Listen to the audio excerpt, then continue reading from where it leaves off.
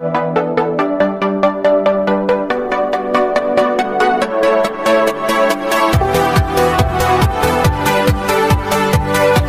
Everyone, मैं the love of mafias का next part लेके आ गई हूँ आप लोग को। आई होप ये अच्छा लगेगा, और अगर आप लोग को अच्छा लगता है तो प्लीज़ मेरी वीडियो को लाइक करना और मेरे चैनल को सब्सक्राइब करना। और आप लोगों ने मुझे बताया नहीं कि प्लीज़ नगमी का मैं स्टोरी को जो है वो समराइज़ करूँ, या फिर जब ऑथर जो है वो अपना किसी और प्लेटफॉर्म पे अगर डालती हैं तो वहाँ से एक्सप्लेन करूँ। तो आई होप आप सभी वेट कर रहे हो कि जब वो किसी और प्लेटफॉर्म पे अपना डालेंगे मैं तभी एक्सप्लेन करूँ। इसीलिए शायद आप में से किसी ने मुझे अभी तक कमेंट में नहीं बताया, तो मैं वही करूँगी। मैं वेट करूँगी जब वो कहीं पे अगर और कहीं पे डालती है उसको, तो मैं आप लोग को एक्सप्लेन कर दूँगी, ठीक है। और चलो हम ये वाला पार्ट शुरू करते हैं। और हाँ, प्लीज़ मेरे चैनल को सब्सक्राइब करना और मेरी वीडियो को प्लीज़ लाइक किया करो, जिससे मुझे मोटिवेशन मिले और मैं नेक्स्ट पार्ट जल्दी लेकर के आऊँ। ओके, तो स्टार्ट करते हैं। लास्ट पार्ट में हमने देखा था कि फेंचिंग और यीबू दोनों क्लब पहुंच गए थे, राइट। तो अभी हम देखते हैं, यीबू और फेंचिंग दोनों अभी क्लब के सामने खड़े हुए थे और अपने दोस्तों का वेट कर रहे थे, जो कि 1 बाय 1 आ भी रहे थे। जैसे कि स्टार्टिंग में पहले आते यीफे और चेंजाओशन, दोनों साथ में ही आए थे। फिर आता है हमारा न्यूहोसांग। तो फेंचिंग जो कि वहाँ पे गुस्से में खड़ा होता है, ये तीनों कहते हैं क्या हुआ, तुम इतना ज़्यादा गुस्से में क्यों खड़े हो। तो फेंचिंग कहते हैं मैंने तुम लोग से कहा था ना कि करेक्ट टाइम पे यहाँ पे पहुँच जाना, फिर तुम लोग लेट कैसे हुए। तो कहते हैं जरा टाइम देखना। तो लोग टाइम देखते हैं तो वहाँ पे 9:30 हो रहे होते हैं। तो कहते हैं कि 9:30 हो रहा है। तो कहते तुमने हमें कितने बजे बुलाया था। कहते 10 बजे। कहते हम हाफ आवर पहले ही आ चुके हैं। तो फेंचिंग शांत हो जाता है, कहते खुद तो गलत टाइमिंग देता है, फिर उसके बाद हम पे गुस्सा करता है। तो फेंचिंग कहता है तुम लोग इस बता तभी, मतलब तुम लोग को 10 o'clock पे आना चाहिए था, फिर तुम लोग 9:30 पे यहाँ क्या कर रहे हो। क्या हमें पता था तुम 9:30 तक यहाँ पे आ जाओगे, क्योंकि तुमसे सब्र तो होना नहीं है, इसलिए। तो सारे हंसने लगते हैं। फेंचिंग कहते हैं वट एवर, जल्दी से अंदर चलो, मुझे इन्जॉय करने जाना है। तो यीबू कहता है रुको, अभी हम 17 ईयर्स ओल्ड है और हम कैसे जा सकते हैं अंदर, 18 ईयर्स ओल्ड जाते हैं क्लब के अंदर। तो फेंचिंग और सारी के सारे जो है ना यीबू के साइड देखते हैं और स्माइल करते हैं। कहते हैं तुम्हें क्या लगता है ये हमारा फर्स्ट टाइम है जब हम क्लब के अंदर जाते हैं। यीबू कहता है नहीं, तुम लोग को देख कर ये तो नहीं लगता कि तुम लोग का फर्स्ट टाइम है। कहते हैं वही तो, तब भी हम 17 ईयर्स ओल्ड नहीं थे, राइट, मतलब 18 ईयर्स ओल्ड नहीं थे, तभी हम 17 ईयर ओल्ड थे जब से हम यहाँ पे क्लब में आ रहे हैं। तो हमने तब कैसे इन्जॉय किया होगा, कैसे अंदर घुसे होंगे, आज तुम्हें दिखाते हैं। ऐसे करके फेंसिंग जो होता है वो यीबू का हाथ पकड़ के साथ में लेके जाने लगता है। वहाँ पे जो बॉडीगार्ड होता है वो पहले तो उन लोगों को रोक रहा होता है, क्योंकि ये जो फेंचिंग वगैरह जो होते हैं उन्होंने भी मास्क लगा रखा होता है सभी ने, और ईबू ने भी मास्क लगा रखा होता है। फेंचिंग ने जब आ रहे थे तब रास्ते में ही दिया था, तो ये सभी मास्क लगा के खड़े होते हैं। तो कहते हैं आप लोग 17 ईयर मतलब 18 ईयर्स ओल्ड नहीं लग रहे, अपने आईडी प्रूफ वगैरह तो तभी हम अंदर जाने देंगे। तो फेंचिंग जो होता है अपना मास्क उतारता है और कहता है अभी भी कोई आईडी की ज़रूरत है। तो वो गार्ड कहते हैं सर आप आइए आइए आइए, हमें माफ़ करना, आप काफ़ी टाइम से आ नहीं रहे थे, तो हमें आपको अंदाज़ा ही नहीं था कि आपके पास आ सकते हैं। तो फेंचिंग कहते हैं वट एवर, अब शांति से यहीं पर खड़े रहो, हम अंदर खुद जा सकते हैं। ऐसा कह करके वो का हाथ पकड़ के अपने साथ लेके जाने देते हैं। ये वो कहते हैं ये क्या था। तो फेंचिंग कहते तुम भूल गए क्या, मैं कौन हूँ, मैं शाओ फेंसिंग हूँ। शाओ फेंचिंग यानी कि शाओज फैमिली का सबसे यंगेस्ट मेंबर। और तुम्हें पता है ना शाओज का चाइना में कितना रूल होता है, क्योंकि हम वर्ल्ड के बिजनेस में टॉप पे आते हैं। तो कहता है हाँ। तो कहते हैं बस हमारे छुटके का खेल था, हम सभी के लिए, हम सभी की फैमिलीज बहुत ज़्यादा रिच फैमिली से आते हैं, तो ये लोग हमें नाराज़ करना तो अफोर्ड कर ही नहीं सकते। तो ये वो कहता है अच्छा ऐसी बात है क्या। तो कहते हैं हाँ चलो आज हम बहुत सारा ड्रिंक करेंगे। ये वो कहते हैं नहीं, अभी हम 18 ईयर्स ओल्ड नहीं हुए हैं, तो मैं तो ड्रिंक नहीं करूँगा। तो कहता है अच्छा ठीक है, ड्रिंक नहीं करेंगे पर डांस करेंगे, बहुत ज़्यादा इन्जॉय करेंगे। कहते हैं ठीक है, ये कर सकते हैं। ऐसा करके सारे के सारे जो होते हैं डांस फ्लोर पे पहुंच जाते हैं डांस करने के लिए। वो वहाँ पे सभी इन्जॉय कर ही रहे होते हैं। ये वो जो होता है बहुत अच्छा डांस कर रहा होता है, तो उसका डांस देख करके ना न्योसांग, यीफे और चेन ताओशुएन और जो फेंचिंग होता है वो सारे शॉक्ड हो जाते हैं। कहते तुम्हें इतना अच्छा डांस आता है क्या। ये वो कहता है मुझे डांस करना अच्छा लगता है, इसलिए मुझे थोड़ा बहुत डांस करना आता है। तो कहते हैं वाह तुम्हारा डांस तो बहुत अच्छा है, हमें भी सिखाओ यार, तुम ये कैसे कर रहे हो। तो ये वो जो होता है ना कुछ मूव सिखाने लगता है। ये वो जो कितना ब्यूटीफुल ओमेगा है वो यहाँ पे खड़े होकर डांस कर रहा है, तो ऑब्वियसली क्या ही होना था, वहाँ पे सभी के सभी जो अल्फाज जो होते हैं वो यीबू के और इन सभी के पास आने लगता है। वीटास वो सारे यहाँ पे आने लगते हैं। तो जो मतलब कि यीबू होता है वो थोड़ा अनकम्फर्टेबल होने लगता है। तो फेंचिंग कहता है तुम्हें अनकम्फर्टेबल फील हो रहा है। तो कहता है तो यीबू का हाथ पकड़ता है और एक साइड कॉर्नर में ले जाता है। कहता है अब बेटर फील हो रहा है। कहते हैं हाँ मुझे उन अल्फाज के बीच में थोड़ा अनकम्फर्टेबल फील हो रहा था। वहाँ पे उनके साथ नेहो सांग, यीफे और चेन जाओशन भी आ जाते हैं। कहते हैं क्या हुआ? कहते हैं वो आज पहली बार क्लब में आया तो उससे ऐसे अल्फाज के बीच में और ओमेगास के बीच में, बीटास के बीच में थोड़ा अनकंफर्टेबल फील हो रहा है। तो ये कहते हैं अच्छा कोई बात नहीं, हम चलो वहाँ उस कॉर्नर पे उन सीट्स पे बैठते हैं चल के। वहाँ पे एक साइड था सेटिंग एरिया, वो लोग वहाँ जाके बैठ जाते हैं और वहाँ जाके बहुत सारी बातें कर रहे होते हैं। वो लोग ड्रिंक तो कर नहीं रहे होते हैं, चक नहीं खा रहे होते हैं। तो ये कहते हैं तुम लोग यहाँ के ऐसे इंजॉय करते हो? कहते हैं हम यहाँ पे फ्री हो जाते हैं करके, कभी कभार ड्रिंक भी कर लेते हैं। मतलब तुमने मना कर दिया इसलिए ड्रिंक नहीं कर रहे हैं। तो ये कहते हैं तुम लोग मेरी वजह से ड्रिंक क्यों नहीं कर रहे हो? अगर तुम लोग को करना है तो तुम लोग कर सकते हो, मतलब मैं तुम लोग को मना नहीं करूँगा, पर मैं ड्रिंक नहीं करूँगा। कहते हैं मुझे नहीं लगता कि मुझसे हैंडल होगी, क्योंकि मेरा फर्स्ट टाइम होगा, मैंने कभी ड्रिंक नहीं किया। कहते क्या तुमने कभी ड्रिंक नहीं की? वो कहते नहीं। कहते कभी भी नहीं, मतलब एक सिप भी नहीं लिया? कहते बिल्कुल भी नहीं लिया। कहते क्या ये वो तुमने तो अपनी लाइफ को एंजॉय नहीं किया, चलो आज तुम हमारे साथ मतलब थोड़ा ड्रिंक करोगे? फिर वो कहते हैं नहीं प्लीज़ नहीं, मुझे नहीं करना। तो सारे शाय करते हैं, कहते कम ऑन नहीं वो यार, बी ब्रेव ओमेगा। कहते नहीं मुझे नहीं करना यार। तो सारे कहते हैं अच्छा ठीक है नहीं करता। ऐसा करके वो सारी बात करी हो रहता है। तब भी उन लोगों को एक आवाज़ आती है, तो कहते हैं तुम लोग यहाँ क्या कर रहे हो? तो वो लोग जब देखते हैं तो वहाँ पे उन लोग के प्रोफेसर सोंगलान होते हैं। नेहुसंग कहता है क्या मैंने अपनी इमेज ख़राब कर ली मेरे क्रश के सामने? बहुत धीरे से बोल रहा होता है। ये सुन करके ना इन सभी को बहुत हंसी आ रही होती है, लेकिन वो सारे थोड़े डर गए होते हैं कि उनका प्रोफेसर वहाँ पे होता है। तो कहते हैं सर वो हम ना ऐसे करके कह रहे होते हैं। तो सारे डरे होते हैं। तो सोंगलान कहते हैं हाँ तुम लोग यहाँ क्या कर रहे हो? कहते हैं सॉरी सर वो हम गलती से यहाँ पे गए थे। तो सोंगलान कहते हैं कि अच्छा तो तुम लोग यहाँ पे गलती से आ गए हो? तो कहते हैं हाँ हम गलती से आ गए। तभी और कुछ होता आ गया, उससे पहले वहाँ पे यूपी ना आ जाता। कहता है चलो तुम लोग को बॉस ने बुलाया। तो फैंचिंग और ईबो की बारी थी इस बार डरने की। कहते हैं क्या हमें बॉस ने बुलाया? तुम्हारे बॉस ने, यानी कि शाहजहान खान ने? वो सारे से डर जाते दोनों के दोनों। तो कहते हैं नहीं ऐसा नहीं हो सकता। तो क्या वो उन्हें पता कैसे चला? कहते जब से तुम लोग यहाँ से निकले हो ना, उन्हें तभी से पता है, जब से तुम मैंशन से निकले तब से मास्टर शाह को पता है। ईबो और शाहजहान थोड़ा मतलब ईबो और शाह फेंसिंग जो होता है वो थोड़ा डर जाते हैं कि वो वहाँ से भागने की कोशिश करते हैं, पर यूविन जो होता है उन दोनों को पकड़ लेता है। तब यहाँ पे शाहजहान आता है, वो प्रोफेसर सोंगलान से थोड़ी बात करता है और इन दोनों को यहाँ से ले जाता है। और वो लोग अभी कार में बैठे हुए थे। तो वो लोग जब कार में बैठे होते हैं ना, तो जो शाहजहान होता है उन दोनों को घूर के देख रहा होता है। तो फैंचिंग कहते हैं गग्गा आप हमें ऐसा घूर क्यों रहे हो? शाहजहान कहते तुम दोनों क्लब में क्या कर रहे हो? जितना कि मुझे याद है शाह फैंचिंग तुमने क्या कहा था? कहते प्रोजेक्ट के बारे में कहा था गग्गा मैंने।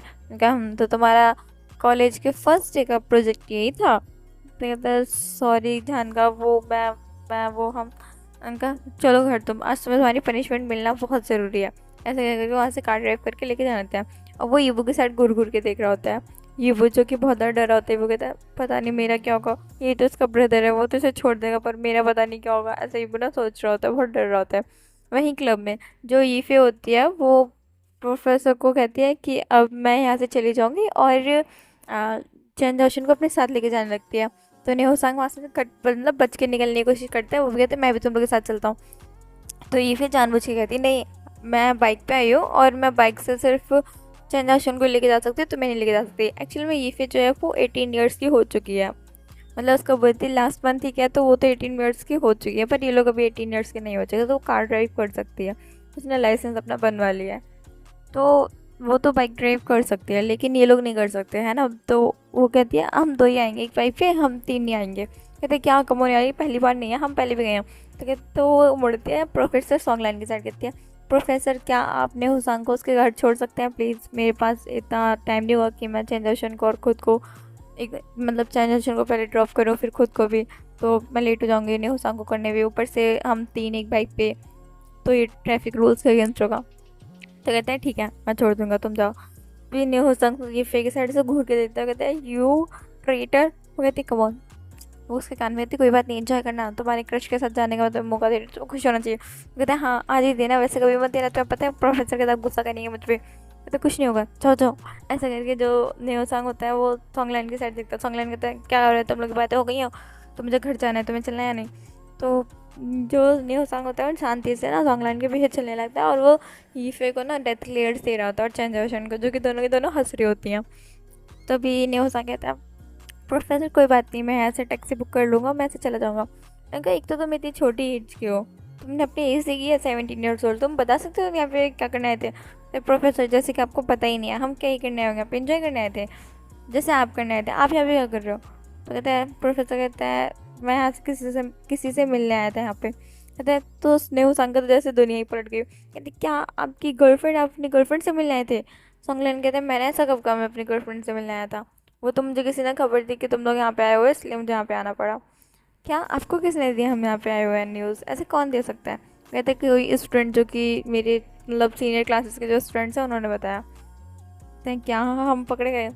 सब तरफ से पकड़े गए हैं, ऐसा वो सोच रहे थे। कहते प्रोफेसर प्लीज़ मेरे ब्रदर को वो मत करना, क्या कहते हैं उसे, कंप्लेंट मत करना मेरे, नहीं तो मुझे बहुत ज़्यादा पनिशमेंट मिलेगी। कहते नहीं, तुम्हारे ब्रदर को तुझे कंप्लेंट करनी ही पड़ेगी, तुम जो आजकल बिगड़ते जा रहे हो ना। कहते हैं प्लीज़ प्रोफेसर, ऐसे पपी आइज़ बना के क्या होता है? तो सॉन्गलान शाय करता है, कहते हैं व्हाटएवर, ऐसे करके वो कार में बैठ जाता है। तो नेहरू सॉन्ग जो होता है बैक सीट पर बैठने जा रहा होता है। तो प्रोफेसर कहते हैं कि मैं तुम्हारा ड्राइवर हूँ। तो कहते हैं नहीं, कहते यहाँ आके आगे बैठो, ऐसा करके वो बोलते हैं थोड़ा कोल्ड वॉइस। तो नेहरू सॉन्ग जो होता है थोड़ा डर जाता है और जाकर के आगे बैठ जाता है। और सॉन्गलान जो होता है वहाँ से कार ड्राइव करके चला जाता है वहीं क्लिनिक पे, जो अभी रात हो रही है। हमेशा की तरह डॉक्टर सॉन्गजांग जो होते हैं हमेशा की तरह जो डॉक्टर सॉन्गजांग जो होते हैं वो अपनी क्लिनिक को संभाल रहे होते हैं, समेट रहे होते हैं, सामान वामान रख रहे होते हैं संभाल के, ताकि वो बंद करके घर जा सके रेस्ट करने के लिए। तो उन्हें गेट पे कोई फील होता है कि उनके क्लिनिक के गेट पे कोई खड़ा है। जब वो मुड़ के देखते हैं तो वहाँ पे हाउशन खड़ा होता है, जो कि रात के 12 बजे भी वहाँ पे खड़ा था। तो कहते तुम यहाँ क्या कर रहे हो इतनी लेट? तो हाउशन कहते वो छोड़ो, तुम इतनी ऑफिस लेट बंद क्यों कर रहे हो, क्या तुम मेरा वेट कर रहे थे? तो सॉन्गजांग कहता है नहीं, मैं तुम्हारा वेट क्यों करूँगा। तो कहते तुम्हारी क्लिनिक तो 8 बजे बंद हो जाती है ना, फिर तुम 12 बजे तक यहाँ कर रहे हो? तो सॉन्गजांग जो कि सोच रहा होता है कि हाँ उसकी क्लिनिक सच में 8 बजे बंद हो गई थी और वो तब से 9 से 10, 10 से 11 वो बस इसी का वेट कर रहा था। जब 11 से ज़्यादा टाइम हो गया तो वो सारा सामान समेटने लगा, सारा सामान रखने लगा। लेकिन जब वो हाउशन को देखता है तो उसके फेस पे थोड़ा सा रिलीफ दिख रहा था कि हाँ चलो ये आ गया, मतलब जैसे कि वो उससे मिलना चाहता हो लेकिन वो एक्सेप्ट नहीं कर रहा हो। ये चीज़ देख करके ना हाउशन के फेस पे एक बहुत बड़ी सी स्मेल आ जाती है। वो स्मेल करते हुए एकदम से सॉन्गजांग के पास आ जाता है, वो कहते हैं तो मेरा वेट कर रहे थे है ना ओमेगा, ऐसा करके वो कह रहा होता है। तो सॉन्गजांग कहते हैं नहीं, मैं तुम्हारा वेट नहीं कर रहा था कुछ भी। उमेश अपने जो अपने मतलब एक्सपेक्टेशंस है ना उनको इतना ज़्यादा हाई लेवल पे मत लेके जाओ, ऐसा कुछ नहीं होने वाला, मैं तुम्हारा कोई वेट नहीं कर रहा था, ठीक है ना। तो कहता है कम ऑन यार, मुझसे झूठ मत बोलो, तुम्हारे फेस पे ब्लश साफ साफ कह रहा है कि तुम मेरा वेट कर रहे थे, तुम मेरे लिए वेट कर रहे थे, कम ऑन, मतलब अब बोल भी दो। तो कहते हैं नहीं ऐसा कुछ भी नहीं है, मैं तुम्हारा कोई वेट नहीं कर रहा था और मैं घर जा रहा था, वो मैं थोड़ा लेट हो गया था, जो क्लिनिक थोड़ा लेट बंद हुई थी। वो कहता है हाउशन कहता है कि तुम मुझसे झूठ नहीं बोल सकते, तुम्हारी क्लिनिक 8 बजे बंद हो गई थी, मुझे पता है। तो सॉन्गजांग उसके साइड मुड़ते हुए कहते हैं तुम्हें कैसे पता है, क्या तुमने मेरे पास स्पाइस रखे हुआ है? तो हाउशन जो होता है ना अपने कंधे उड़ाते हुए कहते हैं पता नहीं, ऐसे कहते हैं। और उसके फेस पे जो साफ साफ दिख रहा था कि वो झूठ बोल रहा है, उसने सच में इसके ऊपर स्पाइस रखा है। तो सॉन्गजांग शाय करता है, कहता तुम ऐसा नहीं कर सकते, मेरे ऊपर स्पाइस कैसे रख सकते हो? वो कहता है मैं कुछ भी कर सकता हूँ। तो वो शाय करता है सॉन्गजांग। तो हाउशन जो होता है वो कहता है तुम एक्सेप्ट नहीं करोगे कि तुम मेरा वेट कर रहे थे। तो सॉन्गजांग कहता है नहीं, मैं जब तुम्हारा वेट कर ही नहीं रहा था, ऐसे कहते हुए मतलब जो सॉन्गजांग होता है अपना सामान रख रहा होता है, वो ऊपर वाली शेल्फ में एक सामान रख रहा होता है जिसकी हाइट छोटे होती है, वो पहुँच नहीं होते। तो सॉन्गजांग जो होता है वो कोशिश कर रहा होता है पूरी की वो रख दे। तो वो जब वो रख रहा होता है ना तो उसका हाथ नहीं पहुँच रहा होता है। तो ये देख करके हाउशन जो आता है उसकी वेस्ट को पकड़ता है और उसका हाथ जो ऊपर की साइड था उस वाले हाथ पे एक हाथ रख के अपना उसके सामान रखने में हेल्प करने लगता है। तो सॉन्गजांग कहते तुम क्या कर रहे हो, ऐसा कह कर वो मुड़ने की कोशिश करता है, पर हाउशन जो था वो ऐसा नहीं करने देता है, वो उसे टाइटली पकड़ के खड़ा हुआ था। तो ऐसे सॉन्गजांग कहते मुझे छोड़ोगे, तुम ये क्या कर रहे हो? तो हाउशन कहते हैं मैं तुम्हारी मदद कर रहा हूँ सामान ऊपर रखने में। कहते तुम ये चीज़ मुझे बिना पकड़े भी कर सकते, तुम मुझसे सामान लेकर के भी कर सकते थे, उसे ऐसा करते तो उसमें मज़ा कहाँ, ऐसा वो कहता है स्मग करता है। तो वो सॉन्गजांग थोड़ा गुस्सा आ जाता है और वो जो होता है ना थोड़ा मुड़ता है और उसकी चेस्ट पे एक पंच मारता है। तो हाउशियन जो होता है ना वो कहता है आउच, मुझे बहुत ज़ोर से लगी है, ऐसे करके वो अपनी चेस्ट को पकड़ लेता है। कहता है कम ऑन, तुम जिससे मतलब एक गन शॉट से कोई फ़र्क नहीं पड़ता, जितनी बार बुलेट खा चुके हैं उससे मेरे एक छोटे से पंच से दर्द हो रहा है, कुछ भी मतलब, ऐसा कह करके वाई रोल करता है। तो कहते सच्ची में दर्द हो रहा है, देखो मेरे यहाँ पे चोट है, ऐसा कह करके जब वो होता है ना अपने शर्ट को थोड़ा ओपन करता है, वहाँ पे दिखाता है वहाँ पे सच में एक इंजरी थी। तो हाउशियन को वो इंजरी देख करके ना सॉन्गजांग थोड़ा डर जाता है, वो कहते हैं क्या तुम्हें यहाँ पे दर्द हो रहा है, मुझे दिखाओ, ऐसा करके वो उसकी उस इंजरी को देखने लगता है, जो कि थोड़ी पुरानी हो चुकी थी, पर वहाँ पे सच में थोड़े घाव थे जो कि अभी तक ठीक नहीं हुए थे। थोड़ा मतलब थी चोट जो कि सही नहीं हुई थी। तो शोंगजंग जो था ना वो थोड़ा डर जाता है, उसकी आंखों में थोड़ी वरीडनेस कुछ ज़्यादा दिख रही होती है। ये चीज़ हाउशन ने नोटिस कर ली थी और हाउशन की फेस पे स्माइल आ जाती है। उसे दर्द तो शायद नहीं हो रहा था क्योंकि उसके लिए ये पेन तो बहुत नॉर्मल चीज़ थी, पर सॉन्गचैन की आंखों में वो वरीडनेस देख कर उसे पता नहीं क्यों बहुत अच्छा फील हो रहा था कि हाँ उसके लिए कोई है जो वरीड होता है, उसके लिए कोई है जो उसकी चिंता करता है। तो जो होता है ना सॉन्गचैन वो उसे डांट रहा होता है, उसको बिठाता ही जगह पे और उसको इंजरी को ट्रीट करते हुए उस पर चिल्ला रहा होता है, डांट रहा होता है कि तुम्हारी इतनी बड़ी इंजरी है और तुमने उसे ऐसे ही छोड़ा हुआ, तुमने उसे ट्रीट क्यों नहीं किया, तुमने उसको बैंडेज क्यों नहीं किया, ऐसे करके वो उसे डांट रहा होता है। तो हाउशन कहता है कम ऑन यार, तुमसे अगर मैं अपनी इंजरी ट्रीट करवाने आता हूँ तो तुम मना कर देते हो, मुझे किसी और डॉक्टर से अपनी इंजरी को ट्रीट करवाना अच्छा नहीं लगता, ऐसा वो कहता है। तो कहता है अच्छा, तुम कैसे इंसान हो, हर मान लो अगर मैं यहाँ पे ना हूँ या मुझे कुछ हो जाए या मैं मर जाऊँ तो हाउशन मतलब जब ये देखता है कि वो सब कह रहा है तो उसको अपनी खींच के अपनी लैप पे बिठा लेता है और उसके मुंह को पकड़ते हुए कहते हैं डोंट यू डेयर, अगर तुमने ऐसा कुछ कहा तो मैं कुछ नहीं होगा और मैं तुम्हें कभी कुछ नहीं होने दूंगा।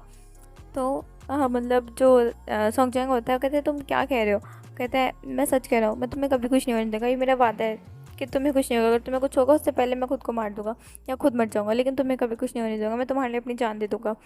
हाउशन की बात सुन करके सॉन्गचैंग उसको पता नहीं क्यों अंदर से बहुत अच्छा लग रहा होता है, लेकिन वो फेस पे लाता नहीं, कहता कुछ भी बकवास करना बंद करो, कोई भी किसी के लिए जान नहीं देता है। तो कहते हैं कोई दे ना दे पर मैं तुम्हारे लिए अपनी जान जरूर दूंगा, ऐसा कह करके जो हाउशन होता है वो उसकी तरफ देख रहा होता है, सॉन्गचैंग की तरफ बहुत प्यार भरी निगाहों से। सॉन्गचैंग जिसको बहुत अच्छा लग रहा होता है पर उसे समझ में आ जाता है कि वो बहुत देर से उसके लैब पर बैठा हुआ और उसे नहीं बैठा होना चाहिए और उसे अभी भी उसके इंजरी को ट्रीट करना है। तो वो उठने की कोशिश करता है लेकिन जो हाउशन होता है उसे उठने नहीं देता है। तो सॉन्गचैन शाय करता है उसके बैठे ही उसके लैब पे ही बैठे हुए, मतलब उसकी इंजरी को ट्रीट करना स्टार्ट कर देता है। तो वो पता नहीं क्यों हाउशन को बहुत अच्छा लग रहा होता है। हाउशन जो होता है उसकी वेस्ट को, सॉन्गजैंग की वेस्ट को बहुत सिक्योरली पकड़े होता है और जो सॉन्गजैंग होता है उसकी ट्रीट को, वाउंड को मतलब इंजरी को ट्रीट कर रहा होता है। वहीं हम देखते हैं शाओ मैंशन में। शाओ मैंशन में शाओ यानली के रूम में, शाओ यानली जो कि रूम में बैठी होती है, वहाँ पे एक सर्वेंट आती है, कहती मैम आपसे कोई मिलने आया है। तो कहती है ठीक है उसे भेज दो, मुझे पता है वो कौन है, ऐसा कहते हैं उसे मेरे सीधे रूम में भेजना। तो कहती है मैम आपके रूम में। तो शाओ यानली कहती है क्या मैंने कुछ और कहा। तो कहती है नो मैम। तो कहती है ठीक है उसे जल्दी से यहाँ पे भेजो। तो कहती है ओके मैम, ऐसे करके वहाँ से चली जाती है। शाओ यानली कहती है मैं तुम्हारा कब से वेट कर रही थी माय लव, ऐसा वो कहती हैं और स्माइल करती हैं। तभी यहाँ पे मैंग एक गेट पे नॉक होने की आवाज़ आती है। तो वो शायद नहीं थी कम इन। तो जो बाहर होता है इंसान वो गेट ओपन करके अंदर आ जाता है। वो कोई और नहीं मैंगजी थी। मैंगजी कहती है कि मैम आपने मुझे बुलाया। तो कहती है मैंने तुमसे बोला था कि इवेंट्स की इंपॉर्टेंट फाइल्स लेके आना, क्या तुम लाई हो। तो कहती है हाँ मैम मैं लेकर के आई हूँ, ऐसा वो कहती है और वो दिखाती है, कहती है ये रही मैम। कहती है ठीक है इस प्रोजेक्ट को तुम मेरे साथ अभी बैठ के रीड करने वाली हो। तो मैंगजी को ना ये सोच के थोड़ा गुस्सा आ जाता है कि मतलब एक तो वो रात के 8 बजे तक ऑफिस में काम करके आ रही है और 10 बजे से फिर से बुला लिया गया है। उसने ढंग से लंच भी अपने मतलब डिनर प्रिपेयर नहीं कर पाई थी, वो घर जाके घर की सफाई में लगी हुई थी। ऑब्वियसली यार तुम जब सुबह जल्दी निकल रहे होते हो घर से, तुम अकेले रहने वाले इंसान अपार्टमेंट में, तो तुम जल्दी में सारा सामान ऐसे ही फैला देते हो और घर में इतना सारा कूड़ा कचरा हो जाता है कि तुम्हें साफ़ करने में बहुत टाइम लग जाता है। तो ऐसे ही मैंगजी तो 8 बजे वहाँ से निकली थी, उसे पहुँचते पहुँचते 9 बज गए थे। 9 बजे से वो 10 बजे तक सफाई कर रही थी और अब उसे 10 बजे कॉल आता है कि यहाँ पे आ जाओ। उसने डिनर भी प्रिपेयर नहीं कर पाया था, उसे बहुत भूख लग रही थी। वो कहती है मैम क्या अभी करना है, क्या है हम कल नहीं कर सकते। तो वो शायली कहती है तुम्हें पता है ना कल मीटिंग है फ्रेंड्स के साथ हमारी। तो कहती है हाँ मैम। तो कहती हैं चलो आओ यहाँ बैठो और यहाँ के काम करो। तो कहती है ओके मैम। शायली और मैंगजी दोनों फाइल में वर्क करने लगते हैं। शायली जो कि एक काउच पे बैठ के काम कर रही होती है, उसी काउच पे आकर के मतलब नहीं सॉरी, मैंगजी जो होती है उस एक काउच पे बैठ जाती है वहाँ पे और वहाँ पे काम करने लगती है। वो काउच थोड़ा छोटा था, हाँ क्योंकि वहाँ पे 2 काउच थे और छोटे वाले काउच पे वो बैठी थी क्योंकि उसने सोचा बड़े वाले काउच पे ऑब्वियसली शायली बैठेगी, पर ऐसा नहीं हुआ। उसी के पास वाले जहाँ पे सिर्फ 2 ही लोग बैठ सकते हैं जिस काउच पे, उसी काउच पे आकर के शायली भी उसके पास बैठ जाती है, बहुत करीब। शायली मैंगजी के पास बहुत ज़्यादा पास बैठी हुई थी। तो मैंगजी थोड़ा डर जाती है, कहती मैम। तो शायली कहती क्या हुआ, क्या कोई प्रॉब्लम है, मैं यहाँ नहीं बैठ सकती। कहती नो मैम ऐसी कोई बात नहीं है, बस वो मैम ऐसे वो कह रही होती है। तो कहती क्या प्रॉब्लम है। मैंगजी कहती है नहीं मैम कोई प्रॉब्लम नहीं है, ऐसा वो करके अपना दोबारा से काम करना कंटिन्यू कर देती है। वो फाइल में इतना ज़्यादा इनक्रोस हो गई होती है कि उसे फील नहीं होता कि जो शायली है वो उसके कब इतना क्लोज आ चुकी है कि उसका फेस उसके फेस के पास है। शायली जब वो फाइल को देखते हैं वो कहती है तुम्हें लगता है यहाँ पे इस फाइल में ये प्रॉब्लम है? तो कहती है हाँ मैम मैं भी वही सोच रही थी। अच्छा वो क्या करे जब अपना फेस टर्न करती है शायली की साइड, तब उसे फील होता है कि उसका फेस कितना ज़्यादा क्लोज हो चुका है शायली के। वो थोड़ा नर्वस होगी पीछे की तरफ हो रही होती है। उस काउच पे कोई आर्मरेस्ट नहीं था, इसलिए वो बिल्कुल एज पे आ चुकी थी और वो गिरने वाली ही थी कि शायली ने उसे पकड़ के अपनी साइड कर लिया, मतलब अपनी तरफ खींच लिया। और जो शालिनी की मतलब बैंक्सी जो होती है ना, जब उसने अचानक से मतलब शालिनी जो होती है उसने जब मैंगजी को अचानक से अपनी तरफ खींचा होता है ना, तो मतलब मैंगजी का जो होता है वो बैलेंस बिगड़ जाता है। वो सीधा आकर के शालिनी की लैप पे बैठ जाती है और वो इतना ज़्यादा नर्वस हो गई होती है, इतना ज़्यादा डर गई होती है। कहती है I am so sorry ma'am, जो मुझे पता नहीं चला आप वो मैं ऐसा वो कर रही होती है, उससे बोला नहीं जा रहा होता है। तो शालिनी को पता नहीं कि स्मोक करती हूँ। कहती हैं क्या हुआ? तो कहती है कुछ नहीं मैम वो मैं गलती से वो ऐसे कर रही होती है। तो शालिनी स्माइल करती है, कहती है ये लो तुम यहाँ बैठो, ऐसे करके उसे कंफर्टेबली वहाँ बैठाती हो। कहती है तुम ये फाइल्स देखो मैं अभी आ रही हूँ, ऐसे करके वो वॉशरूम में चली जाती है। कहती मैंने अभी बात नहीं लिया, मतलब मैं बात लेने जा रही हूँ, ऐसे करके वो वहाँ से बात लेने के लिए चली जाती है। कहती इनका ही सही है, एक तो मुझे यहाँ पे बुला लिया है, मुझे यहाँ काम करवा रही है, खुद बात लेने जा रही है, कंपनी इनकी है या मेरी, वैसे सोच रही होती है और शायद करती है फिर काम करने लगती है। कहती है दोनों भाई एक जैसे हैं, इतना सारा काम देते, भाई बहन एक जैसे हैं, इतना सारा काम देते हैं, कुछ कह नहीं सकते। वहाँ रहे तो इलीगल वर्क संभालो, यहाँ रहे तो लीगल वर्क संभालो, क्या मेरी खुद की लाइफ नहीं है क्या? मैं अपनी लाइफ एंजॉय नहीं कर सकती? वैसे कह कर शायद करती है वो जल्दी से काम करना शुरू कर देते हैं। इतनी जल्दी से काम करके यहाँ से रफा दफा होती हूँ, मुझे घर जाना पड़ेगा, अब मैं घर भी कैसे जाऊँगी, मुझे टैक्सी भी नहीं मिलेगी, वैसा सोच रही होती है, शायद कर रही होती है। वो जल्दी से काम करना शुरू करती है। जब वो उसको काम करते हुए 20-25 मिनट ही हुए होते हैं कि उसकी मतलब एक गेट खुलने की आवाज़ आती है, गेट की क्लिक की आवाज़ आती है। वो जब अपनी निगाहें ऊपर उठा के देखती है तो वो देखते हैं कि शायली जो होती है वो बाथरूम में, जिसमें उसकी मतलब पूरी हाफ चेस्ट रिलीज मतलब जो होती है वो साथ साथ दिख रही होती है। ठीक है, तो वो जो होती है ना उसके मतलब गले में जो पानी था ना, मतलब जो भी था गला सूखने लगता है शायली को ऐसे देखते हुए। शायली सच में बहुत ज़्यादा ब्यूटीफुल और हॉट लग रही होती है। उसको देख करके ना मैंगसी एकदम शॉक्ड होती है, कहती है वाह कितनी अच्छी लग रही हैं, ऐसा सोच रही होती है। तो मैंगसी को ऐसे अपनी तरफ मुँह खोल करके देखते हुए कहती है शायली मुँह बंद कर लो, अगर तुमने मतलब मुझे जी भर के देख लिया हो तो अपना मुँह बंद कर लो, नहीं तो तुम्हारे मुंह में बक्की घुस जाएगी। ये जब सुनती है ना मैंगजी तो वो इतना अनकंफर्टेबल हो जाती है, एकदम इतना नर्वस हो जाती है, फटाक से अपना मुँह बंद कर जल्दी से फाइल में देखने लगती है। शायली जो कि कुछ कपड़े उठाती है, मतलब अपना वॉकिंग क्लोजेट में जाती है, वहाँ से जा करके अपने नाइट क्लोथ्स वेयर करके आती है। वो नाइट क्लोथ्स जो थे ना उसने अपना फर्स्ट बटन जो था वो ओपन रखा था, जिसकी वजह से उसकी अभी भी चेस्ट जो थी वो रिवील हो रही होती है। तो शायली जब उसके पास आ रही होती है ना तो थोड़ा वो नर्वस होकर अपने काउच पे पीछे की तरफ होने लगती है। तभी उसकी मतलब कुछ होता है उससे पहले ही एकदम बहुत पास आ गई थी शायली, उसके बहुत पास थी, उसके फेस के पास थी। शायली को इतना पास देख करके मैगजी सोचती है ये यहाँ कब मतलब कैसे इतना मेरे पास क्यों आ रही है। वो ऐसा सोच ही रही होती है कि तब तक मैगजी के मतलब स्टमक से जो आवाज़ आने लगती है क्रॉल की। जब वो ये दोनों ही सुनते हैं तो मतलब शायली जो होती है ना वो मैगजी की साइड देख के कहती है क्या तुमने डिनर नहीं किया अभी तक? तो मैगजी कहती है हाँ मतलब मैं वो करने वाली थी लेकिन आपका कॉल आ गया तो मैं यहाँ आ गई। तो शायली कहती है कि नेक्स्ट टाइम अगर मैं भी कॉल करूँ तो अपना डिनर छोड़ के मत आना, पहले अपना डिनर करके आना, डिनर एक इंसान के लिए बहुत ज़्यादा इंपॉर्टेंट होता है। ऐसा वो कहती है, कहती है तुम यहाँ पर वेट करो मैं कुछ लेके आती हूँ तुम्हारे लिए। ऐसे करके जो होता है शायली जो होती है वो जाती है नीचे और जाके नीचे कुक करना स्टार्ट करती है। वहीं मैडम शाह जो देखते हैं कि शायली अभी किचन में कुछ करनी है, तो कहती है क्या हुआ आई तुम यहाँ क्या कर रही हो? तो कहती है मॉम वो मैं कुछ बस थोड़ा सा कुक कर रही हूँ। तो कहती है इतनी रात को तुमने खाना अच्छे से नहीं खाया? लाओ मैं तुम्हारे लिए कुक करती हूँ। कहती है नहीं मॉम मैं कुक कर लूँगी आप रहने दो। कहती क्या बात है अली, तुमने तो कुकिंग काफ़ी टाइम से छोड़ रखी जब से तुमने बिजनेस वर्ल्ड ज्वाइन किया है, तुमने कुकिंग कभी नहीं की, आज तुम कुकिंग कर रहे हो? क्या सच में सब कुछ ठीक तो है ना? तुम किसी सर्वेंट से भी कह सकती थी वो कुक कर देता। वो कि तभी शायली की फेस पे क्यूट से स्माइल आ जाती है। वो धीरे से कहती है मॉम अगर मुझे अपने लिए भूख लगी होती तो मैं कुक कर लेती, पर किसी स्पेशल पर्सन के लिए ये, ऐसा वो कह के स्माइल करते हैं। तो मिसेस शाह जो कि सुन के शॉक्ड होते हैं, कहती क्या कौन स्पेशल पर्सन है, ऐसा कौन है जिसके लिए तुम ये फूड कुक कर रही हो, मुझे बताओ। ऐसे वो एकदम एक्साइटेड हो जाते हैं, कहते हैं मॉम, कहते हैं क्या तुम्हें तुम्हारा फर्स्ट लव मिल गया है क्या, तुम्हें जिससे प्यार है वो तुम्हें मिल गया। कहते हैं हाँ मॉम, काइंड ऑफ ऐसे समझ लो, जिससे मैं प्यार करने लगी हूँ वो मुझे मिल गया। तो कहती क्या, मुझे जल्दी से बताओ कौन है। कहते हैं मॉम, कहते रुको वो मेंशन में ही होगी, राइट, तुम्हारी रूम में होगी, मैं जल्दी से आके देख के आती हूँ। ऐसे वो करके जाने वाली थी, तो कहते मॉम आप उसे डरा दोगे। तो मैं शीशा कहती नहीं नहीं मैं नहीं डराऊंगी, प्लीज़ मुझे देखने दो, मुझे मुझे भी तो पता चले मेरी बेटी किसको लाइक करती है। ऐसा कह करके वो शायली का हाथ वहाँ पे कहती है तुम यहाँ पे शांति से बैठ के कुकिंग करो, अच्छे से कुकिंग करना, अगर तुम्हें कोई मेरी हेल्प की जरूरत है तो मुझे बता देना। ऐसा कह कर वो फटक से जल्दी से जाती है और जा करके देखती है शायली के रूम में। तो वो जाती है, देखती है वहाँ पे एक ओमेगा गर्ल है जो कि मतलब फाइल में बहुत ज़्यादा एनक्रोस्ड है, बहुत ज़्यादा ध्यान से काम कर रही है। तो अंदर आती हैं, वो कहती हैं तुम, कहती है मेरा नाम, तो मैंगसी जो होती है ना वो जब सुनती है कि तुम, मतलब तो समझ आती है यहाँ पे कोई आया। तो जब वो देखती है ऊपर सर उठा के, तो वहाँ पे मिसेस शाओ खड़ी थी। उनको देख करके थोड़ा मतलब मैंगसी जो होती है वो थोड़ा डर जाती है, वो एकदम से खड़े होकर 90 डिग्री वो करती है, कहती है हेलो मैम, मेरा नाम मैंगसी है, मैं पहले मिस्टर शाहजहान की असिस्टेंट थी और अभी मैं शाह अली की असिस्टेंट हूँ, उन्होंने मुझे यहाँ पे वर्क करने के लिए बुलाया, तो मैं इसलिए यहाँ पे हूँ। तो कहती हैं अच्छा तो तुम हो, ऐसा। वो कहती है हाँ वही मैं सोचूँ, मैंने तुम्हें कहीं देखा है, तुम्हें मैंने शाहजहान के साथ देखा है। कहती है यस मैम।